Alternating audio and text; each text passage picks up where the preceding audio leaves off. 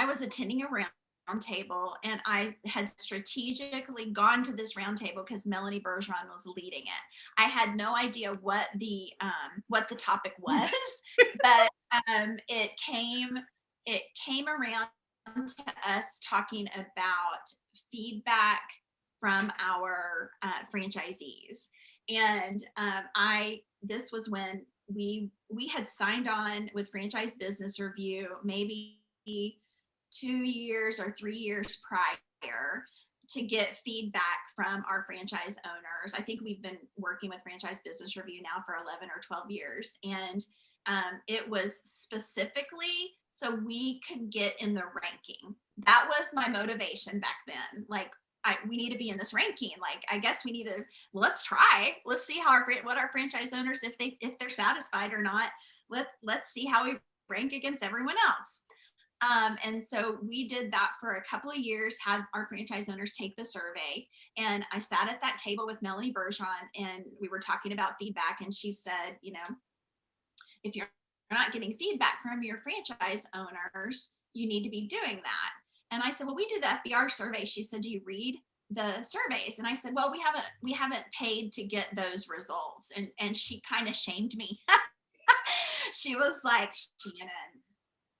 Shannon, you're having your franchise owners fill out this long survey and you're not reading their results.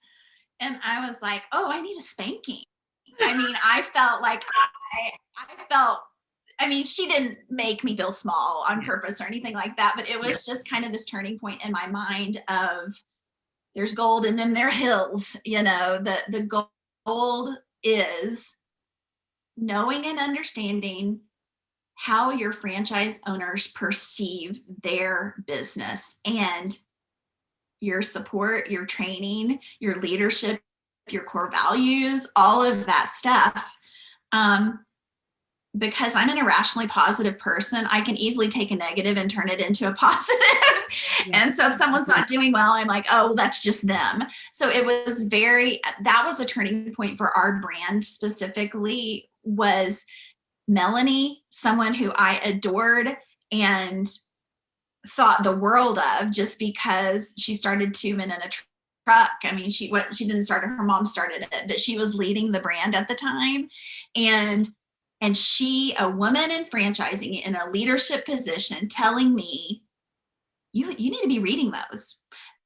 And you're not going to like what you read. So get a drink, count to 10, count to 100 after you read it, and then come back and do something about it. And it was what we needed. It was not what our brand needed to start focusing more on the satisfaction of our franchise owners. Like, where are we failing? Oh my gosh, we got this comment. Oh my gosh, and so now we do that annually, and we look at, I call it the prevailing themes. So you've got all the franchise owners giving you their thoughts and opinions and feedback. And it's hard to read sometimes because you want to feel like you're doing a good job for them, and you don't really, well, that person must be mad because they said that comment, or I know who this is, when you get a specific comment. But then going back and seeing our entire staff reads it, and we kind of look at how we can work around the issues that show up in that annual survey. And so that was a turning point for me, specifically because Melanie Bergeron, someone who I adored, a woman in franchising, told me that I needed to care about it. Yeah. Yeah. Anyway. Well, what I also like is that what I've learned in my years of doing this is that I think it's harder. These surveys are harder for founders because you take everything so personally. Yeah. And so what I say, I think it's harder for founders to pull trigger and ask. I do. And then to not take it personally because it's your brand. It's what you do, and you care so much that I always tell people this is their perception, and there might be things that you need to do, but there also might just be conversations you need to have to realign. So, it's coming from a place of these people care about the brand, they care about the return on investment. It's constructive in most cases. It's very rare I read things that I'm like, oh, this person just really, you can't turn this person around. So I do appreciate that you talk about how hard it is. And so I just want to ask you, or kind of talk about it. You started working with Franchise Business Review in 2009. I looked this up. So, I mean, that's a long time ago. You surveyed 4 times for free before you bought the data. And I remember I would say this, I know that this will help you. I know this will help you. So now I know that it was Melanie. I need to send her a thank you that she turned you around. I did not know that. I did not know that. So that was good. So the other thing is, I would say too, just on the Franchise Business Review front, is what's the right size to do this, or did it need to happen when it happened because of your fast growth, or you felt like you didn't know? Because usually with founders, I know my franchisees so well. I'm on the phone with them every day. So was there some kind of size or trigger in what was happening in your business that you needed that feedback at that moment? We started franchising in 2004. And or started selling franchises in 2004. We had charter members in 2003. We didn't hear about the International Franchise Association until 2007, when we were looking for a template-based marketing platform.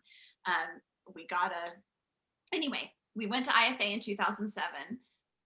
We did not go to IFA in 2008 because we felt like we had gotten so much information in 2007 that we couldn't possibly implement all of the ideas. And so we didn't, we weren't ready for more. Watching our budget, of course. And, but now I'm like, now I've gone every year for the last 10 years, or 11 years. I've gone every year. But in 2009, that was probably our second time to attend IFA. We probably met you, at the vendor booth or whatever. And so we didn't, maybe we had 50 franchise owners at the time, 40 franchise owners. So I think it was definitely, we could have started earlier had we known about you guys. But you just don't know what you don't know. Yeah. And I don't even know that I was looking at the franchise owners at that time as my customers. I think there was this mentality that the end users, the shoppers and the sellers were my customers. But really, my mentality now is that the franchise owners are my customers. That's who I do everything for. That's who we support. That's why we're in business. If they don't do well, we don't do well. Yeah. And so when you get out of, because I am a founder, it was that, and at that time I was still operating my own franchise with Devin. So the Tulsa franchise, until 2011, we were running the Tulsa franchise and the franchise system together. And in 2011 was when I took over as 100% owner of the franchise system, and Devin was the Tulsa franchise owner, still co-founder of both companies.